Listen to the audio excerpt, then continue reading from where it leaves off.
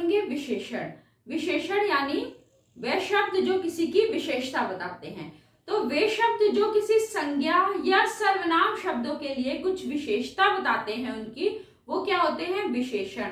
जैसे हम बोलते हैं ना, मोटा, काला, ये सारे क्या हुए? ये सारे हुए विशेषण। तो मतलब कि वह मोटा लड़का है, वह काली गाय है, तो ये किसी संज्ञा या सर्वनाम शब्दों की विशेषता बता रहे हैं, तो इनको बोलते हैं विशेषण। अब विशेषण होते कितने प्रकार के? विशेषण मुख्यतः हम 4 प्रकार के देखते हैं। कौन कौन से होते हैं? गुणवाचक विशेषण, संख्यावाचक विशेषण, परिमाणवाचक विशेषण और सार्वनामिक विशेषण। आज के वीडियो में हम पढ़ेंगे गुणवाचक विशेषण और संख्यावाचक विशेषण। आगे आने वाले वीडियो में हम परिमाण और सार्वनामिक विशेषण के बारे में पढ़ेंगे। तो चलिए सबसे पहले हम देखते हैं गुणवाचक विशेषण। वे शब्द जो किसी संज्ञा या सर्वनाम शब्दों के गुणों, दोषों, रंग, रूप, आकार, इन सब के बारे में बताते हैं, वो होते हैं गुणवाचक विशेषण। तो वो कौन कौन से हैं? इनको हम देखिए। पहला है गुण, मतलब किसी संज्ञा या सर्वनाम के गुणों के बारे में। जैसे कि कौन से शब्द होते हैं? हम किसी के बारे में के गुणों के बारे में जब बोलते हैं तो हम बोलते हैं वह साहसी है, वह अच्छा है, वह दयालु है। तो ये किसी भी इंसान के या किसी भी जीव के गुण हो सकते हैं, तो ये हो गया गुण। अब क्या है? दोषों के बारे में। बहुत सारे लोगों में बहुत सारे दोष पाए जाते हैं, वह बुरा है, गंदा है, लालची है, तो ये सारे क्या हो गए? ये हो गए दोष के अंतर्गत आते हैं। इसी प्रकार से रंग रूप, गोरा, काला, नीला, सुंदर, लाल, आसमानी, ये सारा हो गया रंग रूप के अंतर्गत आए। अब है अवस्था।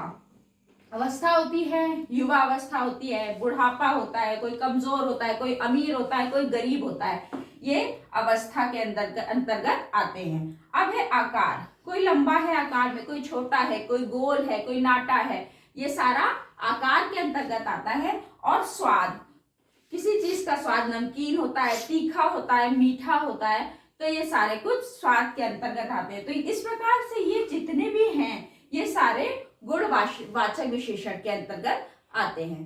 तो अब देखते हैं संख्यावाचक विशेषण। संख्या मतलब नंबर्स, यानी 1, 2, 4, 5वां, 6ठा, ये सब क्या हो गए? ये संख्यावाचक विशेषण के अंतर्गत आते हैं। जैसे एक आदमी या 2 पक्षी, ये सारे क्या हो गए? ये सारे संख्यावाचक। जो इसमें जो 1, 2, 5वां, 6ठा ये जो प्रयोग हो रहा है, ये हो गया संख्यावाचक। संख्यावाचक विशेषण को भी हम 2 भागों में विभाजित करते हैं। एक है निश्चित संख्या और दूसरी है अनिश्चित संख्यावाचक। निश्चित मतलब हमको किसी चीज की संख्या, निश्चित संख्या पता है, यानी पता है कि 10 आदमी थे, पता है कि क्लास में 20 छात्र पढ़ रहे थे, ठीक। तो ये हो गया संख्या, निश्चित संख्या, यानी कि 10 आदमी, ठीक है। या हो गया 30, या हो गया 30 छात्र। तो ये हो गया एक निश्चित संख्या, हमको पता है कि यहाँ पर 10 आदमी थे या किसी कक्षा में 30 छात्र थे। अभी दूसरा है अनिश्चित संख्या, जहां पर संख्या तो है, ये तो हमें पता है कि संख्या है, लेकिन हमें ये नहीं पता है कि वह संख्या है कितनी, वो 2 है, 4 है, 100 है, सैकड़ों है, हमको कुछ भी नहीं मालूम। तो वो हो गया अनिश्चित संख्या। जब हम बोलते हैं ना कक्षा में कुछ बच्चे थे, कक्षा में कुछ बच्चे या कुछ छात्र थे, अब ये कुछ तो 10 भी हो सकता है, 2 भी हो सकते हैं, तो यहाँ पर हमको संख्या नहीं पता है, तो ये हो गया अनिश्चित, ठीक है, अनिश्चित संख्यावाचक। या आसमान में बहुत सारे पक्षी उड़ रहे थे, तो ये क्या हो गया? बहुत पक्षी, तो बहुत सारे पक्षी तो ठीक है, लेकिन हमको संख्या यहाँ नहीं पता है कि बहुत सारे 50 थे कि 20 थे, नहीं मालूम है, तो ये किसके अंतर्गत आया?